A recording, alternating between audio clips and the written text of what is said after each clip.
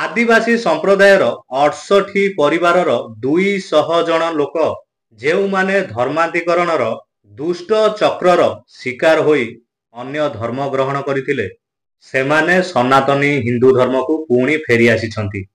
ନମସ୍କାର, ଜୟ ଜଗନ୍ନାଥ, ଜୟ ଶ୍ରୀରାମ। ମୁଁ ସବୁବେଳେ କହି ଆସିଛି ଆଉ ଏବେ ମଧ୍ୟ କହୁଛି, ଯେତେବେଳେ ଧର୍ମାନ୍ତୀକରଣ ମାନେ ଧର୍ମାନ୍ତୀକରଣ କରନ୍ତି, ଧର୍ମ ପରିବର୍ତ୍ତନ କରନ୍ତି, ସେମାନେ ସବୁବେଳେ ଟାର୍ଗେଟ ଆଉ ଫୋକସ୍ ରଖିଥାନ୍ତି ନିରୀହ ଗରିବ ଆଦିବାସୀ ସମ୍ପ୍ରଦାୟର ଲୋକମାନଙ୍କ ଉପରେ। ଆଉ ସେହି ନିରୀହ ଗରିବ ଆଦିବାସୀ ଲୋକମାନଙ୍କୁ ଲୋଭ ଆଉ ପ୍ରଲୋଭନ ଦେଖାଇ ଧର୍ମାନ୍ତୀକରଣ କରିଥାନ୍ତି। ଆସନ୍ତୁ ଜାଣିବା ସମ୍ପୂର୍ଣ୍ଣ ଘଟଣାଟି କ'ଣ ଆଉ କିପରି 200 ଲୋକ ପୁଣି ହିନ୍ଦୁ ଧର୍ମକୁ ଫେରିଛନ୍ତି। ଏହି ଘଟଣାଟି ଘଟିଥିଲା ଝାଡ଼ଖଣ୍ଡର ପଶ୍ଚିମ ସିଂହଭୂମିର ଦୁର୍ଗମ ଅଞ୍ଚଳରେ ରହୁଥିବା ଆଦିବାସୀ ସମ୍ପ୍ରଦାୟର ଲୋକମାନଙ୍କ ଅଞ୍ଚଳରେ।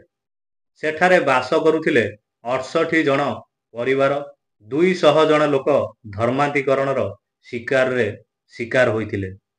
ଆଉ ଯେଉଁ ନିର୍ଦ୍ଦିଷ୍ଟ ଖ୍ରୀଷ୍ଟିଆନ ଲୋକମାନେ ଧର୍ମାନ୍ତୀକରଣ କରୁଥିଲେ, ସେମାନେ ସେମାନଙ୍କୁ ସେମାନଙ୍କର ମିଥ୍ୟା ଜାଲରେ ଫସାଇ ଧର୍ମାନ୍ତୀକରଣ କରୁଥିଲେ, ମିଛ ପ୍ରତିଶ୍ରୁତି ଦେଉଥିଲେ ଏବଂ ଅନେକ ଲୋଭ ଆଉ ପ୍ରଲୋଭନ ଦେଖାଉଥିଲେ। ସେମାନଙ୍କର ମିଥ୍ୟା ଭ୍ରମଜାଲରେ ଫସାଇ ସେମାନଙ୍କର ଧର୍ମ ପରିତ୍ୟାଗ କରିଥିଲେ, କିନ୍ତୁ ସନାତନ ଧର୍ମ ପ୍ରତି ତାଙ୍କର ଆସକ୍ତିକୁ ସମାପ୍ତ କରିପାରି ନଥିଲା। କେହି ଜଣେ ଠକିକି ତୁମକୁ ତୁମର ପରିଚୟ କିଛି କ୍ଷଣ ପାଇଁ ନେଇଯାଇପାରେ, କିନ୍ତୁ ତୁମ ଆତ୍ମା ସହିତ ଜଡ଼ିତ ସତ୍ୟତାକୁ ସବୁଦିନ ପାଇଁ ଲିଭିଆ ଦିଆଯାଇପାରିବ ନାହିଁ। କିନ୍ତୁ ଏହା ସନାତନ ଧର୍ମର ମହାନତା ଯେ ଅନ୍ୟ ଧର୍ମକୁ ନେଇଥିବା ଲୋକମାନଙ୍କୁ ସର୍ବଦା ଏହାର ମୂଳ ଧର୍ମ ସନାତନ ଧର୍ମର ମହାନତା ପ୍ରତି ଆକର୍ଷିତ ହୋଇଥାନ୍ତି। ସବୁଠାରୁ ଚର୍ଚ୍ଚାର ବିଷୟ, 200 ଜଣ ଲୋକ ନିଜ ଧର୍ମ ଅର୍ଥାତ୍ ହିନ୍ଦୁ ଧର୍ମ ସନାତନୀ ଧର୍ମକୁ କିପରି ଫେରିଲେ।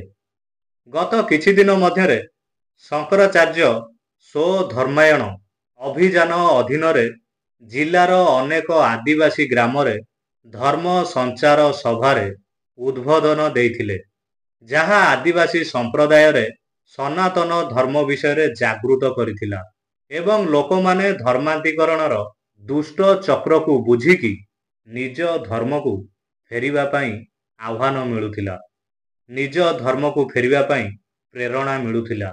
ବିଶ୍ୱ କଲ୍ୟାଣ ଆଶ୍ରମର ନବନିଯୁକ୍ତି ପ୍ରଭାରୀ ବ୍ରହ୍ମଚାରୀ ବିଶ୍ୱନନ୍ଦଜୀ, ଆଧ୍ୟାତ୍ମିକ ଉନ୍ନୟନ ବୋର୍ଡର ସମସ୍ତ ସଦସ୍ୟ ଏବଂ ଇନ୍ଦ୍ରଜିତ ମଲ୍ଲିକ, ଶିବ ପ୍ରସାଦ, ରବି ଲାକ୍ରା ସେମାନଙ୍କର କଠିନ ପରିଶ୍ରମରେ ଏହି କାର୍ଯ୍ୟକ୍ରମକୁ ସଫଳ ଉଦ୍ୟମ ଦେଇଥିଲେ।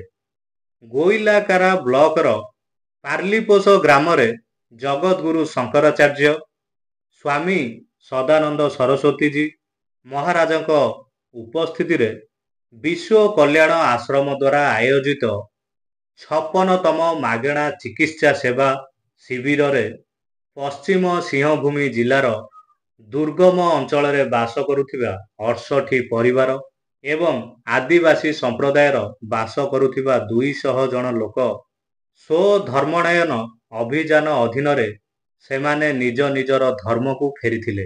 ଯେଉଁମାନେ ଏହି ଲୋକମାନଙ୍କୁ ଧର୍ମାନ୍ତୀକରଣ କରୁଥିଲେ ବା ଧର୍ମ ପରିବର୍ତ୍ତନ କରାଉଥିଲେ, ସେମାନେ ସେମାନଙ୍କୁ ସେମାନଙ୍କର ମିଥ୍ୟା ଜାଲରେ ଫସାଇ ସେମାନଙ୍କର ଧର୍ମ ପରିତ୍ୟାଗ କରିଥିଲେ, କିନ୍ତୁ ଏହା ସନାତନୀ ଧର୍ମ ପ୍ରତି ଥିବା ତାଙ୍କର ଆସକ୍ତିକୁ ସମାପ୍ତ କରିପାରି ନଥିଲା।